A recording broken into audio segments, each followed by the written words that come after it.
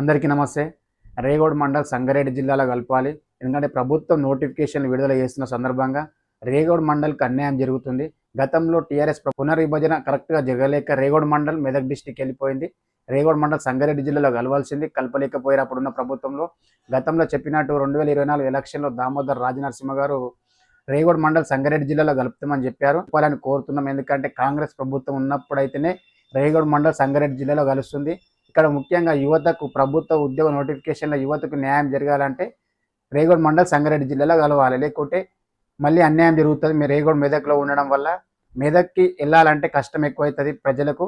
సంగారెడ్డి తొందరగా రీచ్ అయ్యే అవకాశాలు ఎక్కువ ఉంటాయి. అదేవిధంగా ఎలక్షన్లో మన దామోదర్ రాజనరసింహ సార్ చెప్పినట్టు రేగోడ్ మండల్కి డబుల్ బెడ్రూమ్ ఇల్లు రాలేవు గతంలో అని చెప్పారు.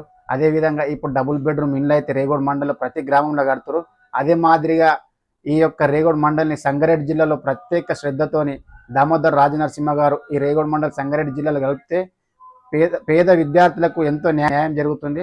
దయచేసి దామోదర్ రాజనరసింహ గారు ఈ యొక్క చిన్న రిక్వెస్ట్, రేగోడ్ మండల్ని సంగారెడ్డి జిల్లాలో కలుపుతామని కోరుకుంటున్నాం. ఎందుకంటే మీరు కలపకపోతే ఈ సంగారెడ్డి జిల్లాలో రేగోడ్ మండల్ని మరి ఎవరు ఏ నాయకుడు కలపలేరు. ఎందుకంటే రేగోడ్ మండల్ మీద ఉన్నటువంటి ప్రేమతోని మీరు రేగోడ్ మండల్ని సంగారెడ్డి జిల్లాలో కలిపితే ఇక్కడ రేగోడ్ మండల్లో ఉన్నటువంటి పేద ప్రజలందరూ మీకు ఎల్లప్పుడూ ఆదరిస్తారు. మీకు మీ యొక్క నిబద్ధత నిజాయితీతోని ఈ రేగోడ్ మండల ప్రజలందరికీ న్యాయం చేస్తున్నారు. కాబట్టి మీరు దయచేసి ఈ యొక్క రేగోడ్ మండల్ని సంగారెడ్డిలో కలపండి.